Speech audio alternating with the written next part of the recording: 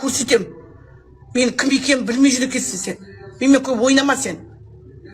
Динара Сатчан, Чайка, нөмір один Қазақстандағы. Мә, деловая колбаска ты вообще. Өздерің тілдерінде. Кто ты такая мен ауруға теңейтін вообще?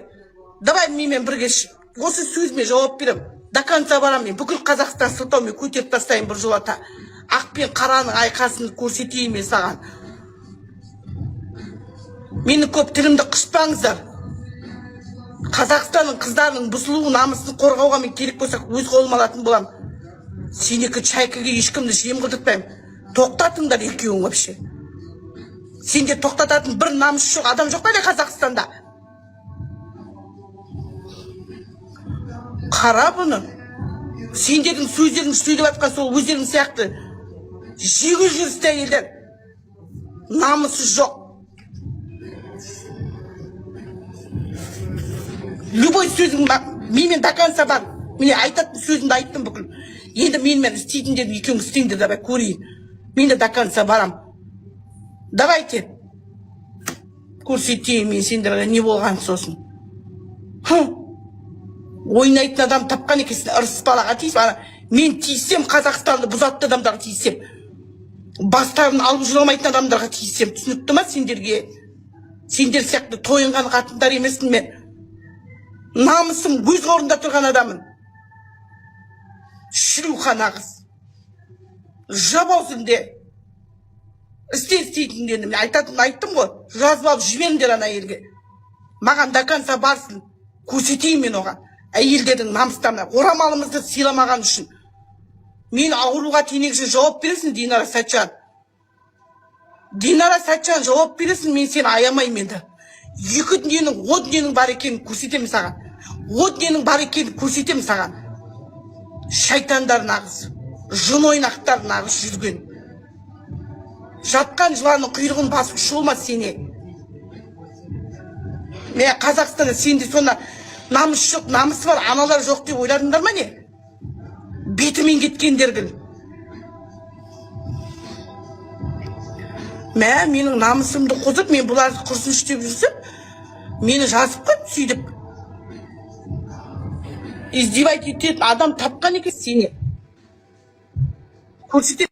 Қазақ елі көп болса мен өзімнің айтқан сөзіме, ана Баян мен Динараға көп болса тарабын төлермін. Ештеңе етпейді. Бірақ та ескертіп қояйын. Бүкіл халықты мен басып көтереміз. Мына екі әйел сол сөзді мен ашу үстінде неге айттым? Қазақ тілін, ана тілін құрметтемеген үшін ол екеуі біздің елде тамаққа тойған, ақшасы бар, жағдайы бар бола тұра, қазақ тіліне, ана тіліне түкіргені бар деген үшін мен осындай олармен сөзге келдім. Комплект дейме, бірдеңе дейді өздерінің тілінде. Сондықтан қазақ халқын қолдауға шақырам.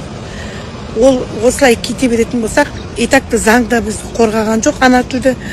Енді мынандай шүлдірлеген әйелдер рұқсат беткеше мен айқайым содан басталды. Ақтөбеде мына әйелге орысша кеш өткізуге мен туған жерінде соның бәрі айқай содан басталды.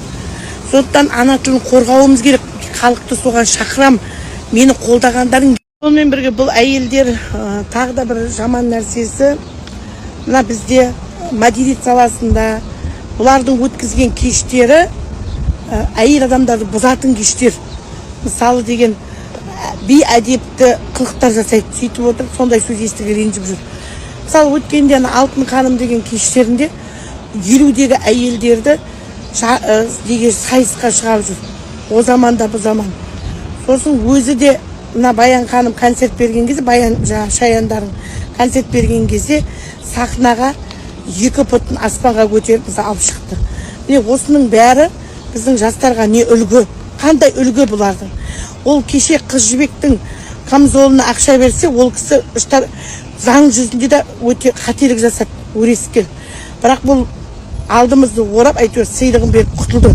Негізі ондай тарихи бұйымға оның еңбегі сіңген жоқ.